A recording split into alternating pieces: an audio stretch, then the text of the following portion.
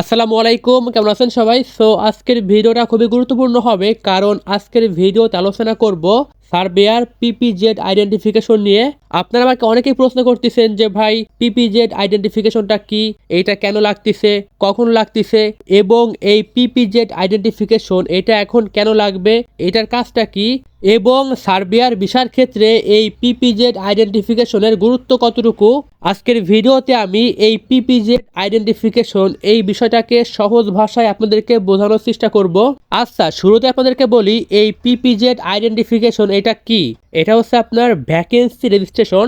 আপনার সহজ ভাষায় যদি আমি বলি আপনাদেরকে, তাহলে মনে করেন যে আমার একটা কোম্পানি আছে এবং আমার কোম্পানিতে আমি একজন কর্মী নিব। এই যে আমি একজন কর্মী নিব, এইটা আমাকে প্রমাণ করতে হবে যে আসলে আমার কোম্পানিতে একজন কর্মীর চাহিদা আছে। এই জন্য আমাকে কি করতে হবে, এই সময়ে পিপিজেড আইডেন্টিফিকেশনের একটা ফর্ম আসছে, এই ফর্মটা আমাকে পূরণ করতে হবে। পূরণ করে মিনিস্ট্রিতে জমা দিলে সেইখান থেকে ওরা হচ্ছে আপনার আবার চেক করবে যে আসলে আমার কোম্পানিতে একজন কর্মীর চাহিদা আছে কিনা, একজন কর্মী আমার কোম্পানিতে কাজ করতে পারবে কিনা। এইটা হচ্ছে আবার ওরা পুনরায় চেক করবে। চেক করে ওইখান থেকে একটা কোড দিবে, একটা নাম্বার দিবে। ওই নাম্বারটা দিয়ে হচ্ছে আপনার মূল কাজটা করতে হবে। অর্থাৎ এক কথায় আপনারা এখন যারা ওয়ার্ক পারমিট পাবেন, আপনারা পারমিট পাবেন মানে এটা হচ্ছে আপনার মগজ ছাড়া মাথা পাবেন। মাথা আপনারা ঠিকই পাবেন, কিন্তু ভিতরের ঘিলু পাবেন না। আগে কি হতো, আগে কিন্তু আপনার এই পিপিজেড আইডেন্টিফিকেশনটা লাগতো না। আগে আপনার ওয়ার্ক পারমিটের ভিতরে এটা থাকতো। এখন এইটা সহজ করার জন্য, এই প্রসেসিংটা আপনার সহজ করার জন্য আলাদাভাবে এই পিপিজেড আইডেন্টিফিকেশনটা আপনার নেওয়া লাগতেছে বা করা লাগতেছে। এক কথায় আপনি যে কোম্পানি থেকে পারমিট পাবেন, ওই কোম্পানিতে লোকের চাহিদা আছে, কর্মীর চাহিদা আছে। এইটা প্রমাণ করার জন্যই হচ্ছে ওই কোম্পানির ওনারকে এই পিপিজেড আইডেন্টিফিকেশনটা করা লাগবে। আর বর্তমানে আপনার পিপিজেড আইডেন্টিফিকেশনটা করার পরে আপনাদেরকে যে কোডটা দিবে, এই কোড বা নাম্বার দিয়ে কিন্তু আপনাদেরকে প্রসেসিং করা লাগবে। আপনারা এখন পারমিট পেলে, অথবা আপনারা যারা আগে পারমিট পেয়েছেন, আপনাদেরও কিন্তু এখন পিপিজেড আইডেন্টিফিকেশনের প্রয়োজন হবে। আর এইটা আপনার সম্পূর্ণ আপনার যে কোম্পানি আসছে তারাই আপনাকে করে দিবে, অর্থাৎ এইটা তাদের কাজ। আচ্ছা, আপনারা যখন আগে পারমিট পেতেন, আগে আপনারা পারমিট পাওয়ার পরে পারমিটটা এম্বাসিতে জমা দিলে এম্বাসি থেকে কিন্তু আপনার এই পিপিজেড আইডেন্টিফিকেশনটা করা হতো। অর্থাৎ এম্বাসিতে জমা দেওয়ার পরে এম্বাসি দেখতো যে কোম্পানি কেমন, কোম্পানি থেকে আসলে পারমিটটা ইস্যু করা হয়েছে কিনা, এই কোম্পানি রিয়েল কিনা, কোম্পানিতে লোকের চাহিদা আছে কিনা, এরকম কিন্তু অনেক কিছু এম্বাসি থেকে ভেরিফাই করা হতো, চেক করা হতো। তবে এখন কিন্তু এইটার হবে না, এই চেকটা আপনার আগে থেকেই হয়ে আসবে। অর্থাৎ সময় কমানোর জন্য অল্প সময়ে সার্বিয়াতে লোক নেওয়ার জন্য কিন্তু এই প্রসেসিংটা বা এই নিয়মটা করেছে। এখন থেকে আপনার এই যে চেকিং, এই যে ভেরিফাইড চেকিং, এটা আপনার সার্বিয়া থেকেই হয়ে আসবে। এবং আপনারা যারা অলরেডি পারমিট পেয়েছেন, আপনাদেরকেও কিন্তু আলাদাভাবে এটা নেওয়া লাগবে। আর আপনারা যারা এখন নতুন করে আবেদন করে ওয়ার্ক পারমিট নেবেন সার্বিয়ার, আপনাদেরটা কিন্তু একসঙ্গে আসবে, আপনারা একসঙ্গেই পাবেন। আপনাদেরকে আমি সংক্ষেপে এই প্রসেসিংটা একটু বলে দিই, তাহলে আপনারা সহজে বুঝতে পারবেন।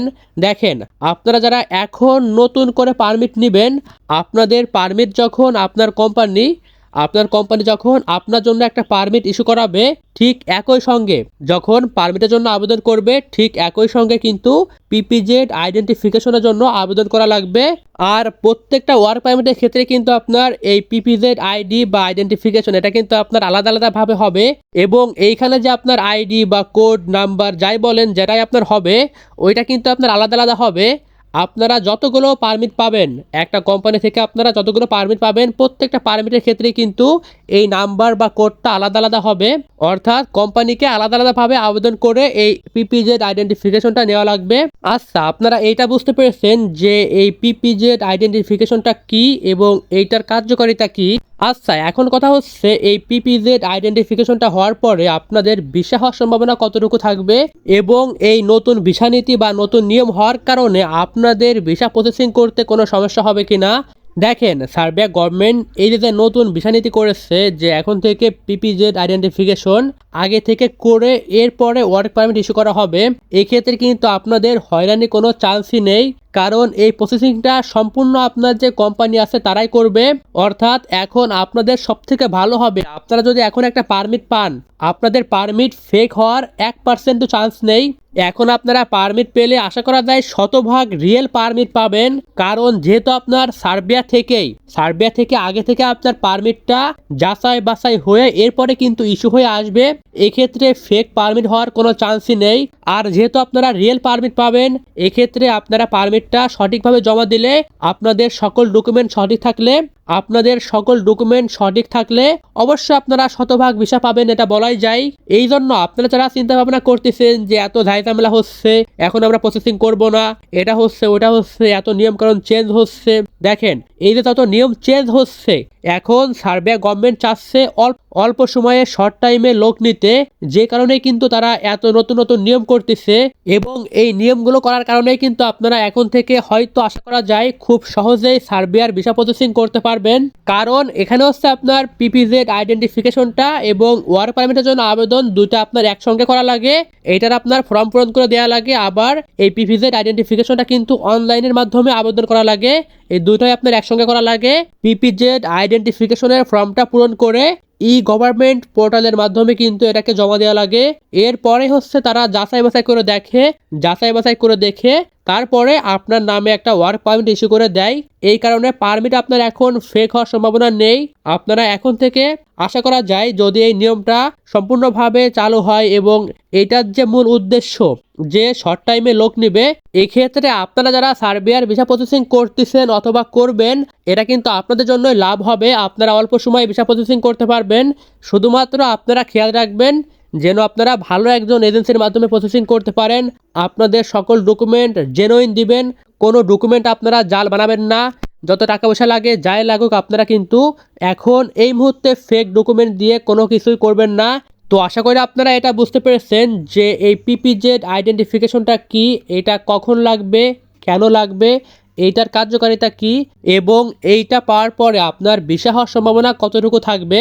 আচ্ছা, আপনারা আমাকে অনেকেই জিজ্ঞেস করবেন যে ভাই আপনি যে ইনফরমেশনগুলো দিলেন এগুলো আপনি কোথায় পেয়েছেন, এটা যে আপনার সঠিক 100% সঠিক আপনি বলতেছেন, এটার প্রমাণ কি? দেখেন, এটা হচ্ছে আপনার সার্বিয়ার একটা অফিসিয়াল ওয়েবসাইট। এই ওয়েবসাইটের লিঙ্ক আমি ডিসক্রিপশনে দিয়ে দিব, আপনারা এখান থেকে ঢুকে দেখে নেবেন। এইখানে আপনার এই ওয়েবসাইটে স্পষ্টভাবে এই বিষয়গুলো বলে দেওয়া আছে। আপনারা প্রয়োজনে এইখানে আপনারা একটা স্ক্রিনশট নেবেন, স্ক্রিনশট নিয়ে এইটাকে আপনারা বাংলা ট্রান্সলেশন করে এরপর আপনারা বলে দেখবেন যে আসলে আমি যা বলেছি এটা সত্য নাকি মিথ্যা। আপনারা আমাকে অনেকে এই ধরনের প্রশ্ন করে বিভ্রান্ত করেন। আমি যে ইনফরমেশনগুলো দিই আপনারা অনেকে বলেন যে ভাই আপনি এগুলো কোথায় পেয়েছেন। দেখেন, আপনারা যারা আমাকে এই ধরনের বিভ্রান্তিকর প্রশ্ন করেন, যদি আমার প্রত্যেকটি ইনফরমেশনের উপর প্রমাণ দেওয়া লাগে তাহলে কিন্তু আমাকে প্রতিদিন 20 থেকে 25 মিনিটের একটা ভিডিও বানাইতে হবে, যেখানে আমার প্রত্যেকটা কথা বলার পর আপনাদেরকে আমার দেখাইতে হবে যে এটা এখান থেকে আমি পেয়েছি, এই ইনফরমেশনটা আমার এখান থেকে আমি পেয়েছি। আশা করি আপনারা এই ধরনের বিভ্রান্তিকর কোশ্চেন করবেন না। আপনারা সার্বিয়ার এই ওয়েবসাইটটা ভিজিট করবেন, এই ওয়েবসাইটের লিঙ্ক আমি ডিসক্রিপশনে দিয়ে দিব। এখানে আপনারা ভিজিট করে প্রয়োজনে আপনারা ইংলিশ পারলে ইংলিশ, বাংলা করে প্রয়োজনে দেখবেন।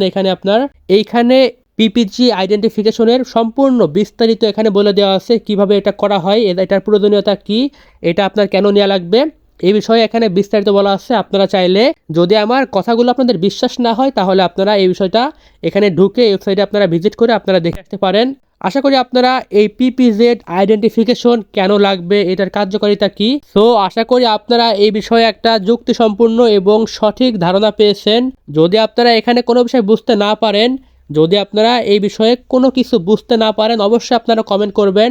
আমি ইনশাল্লাহ আপনাদের প্রত্যেকের কমেন্টে সঠিক উত্তর দেওয়ার চেষ্টা করব। তো আজকের ভিডিও এখানে শেষ করতেছি। আপনারা সবাই ভালো থাকবেন। আল্লাহ হাফেজ।